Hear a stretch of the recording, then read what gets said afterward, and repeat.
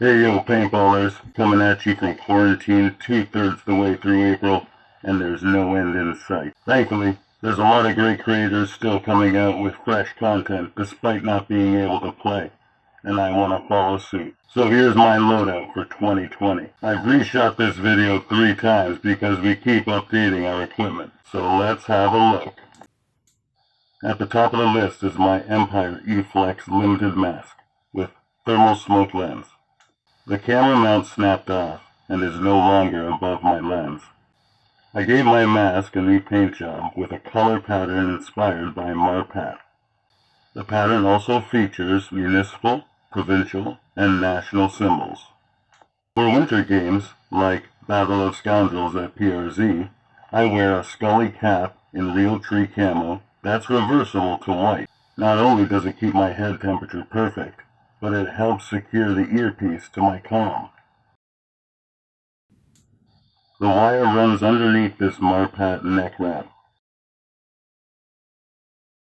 My TDU is also Marpat with a Canadian flag and Badlands 30-year anniversary patches on my left arm.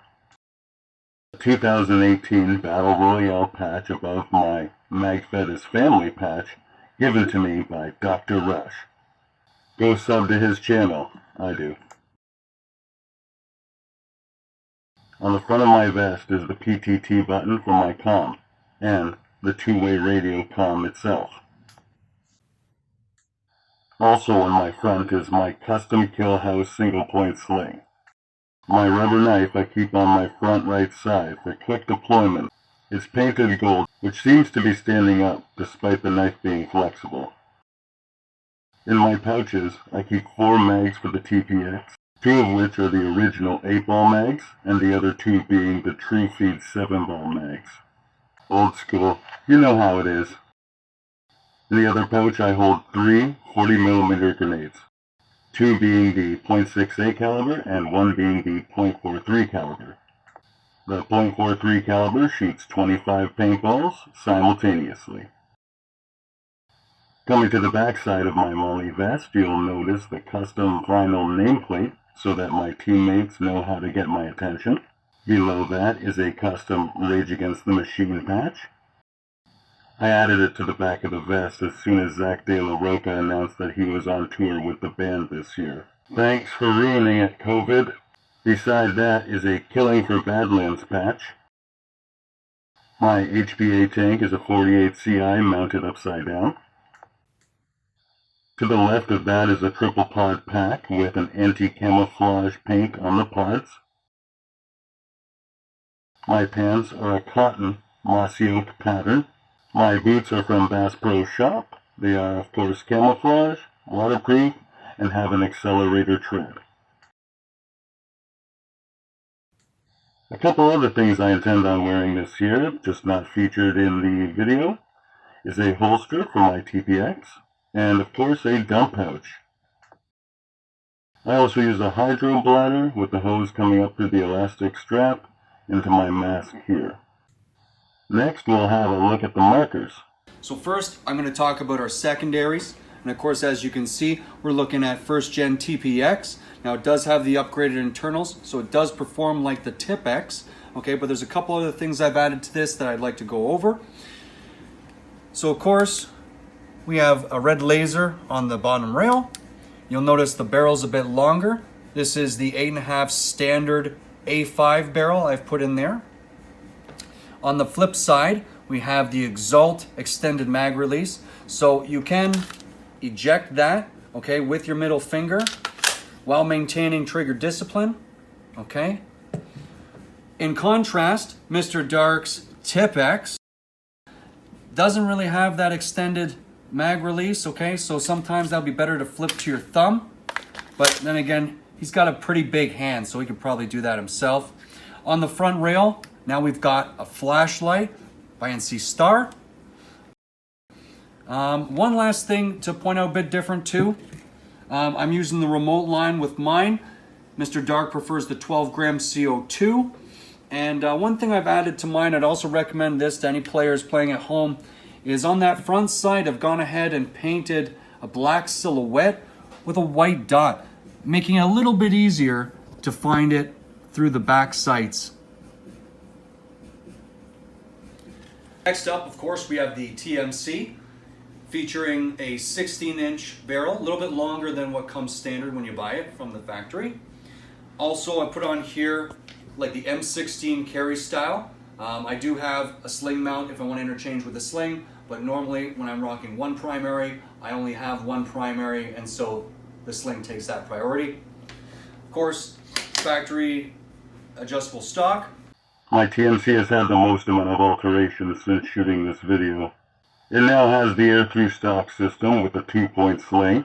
It also currently has the RAP4 9-inch M203 single grenade launcher with 3 40mm grenades. Together, these systems add a fair amount of weight, but are well balanced at the grip.